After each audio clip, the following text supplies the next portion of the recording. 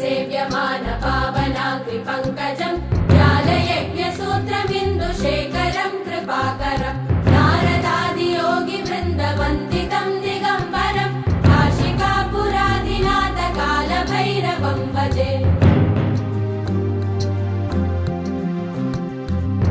भानुकोटिभास्वरम् भवाब्धितारकम् परम्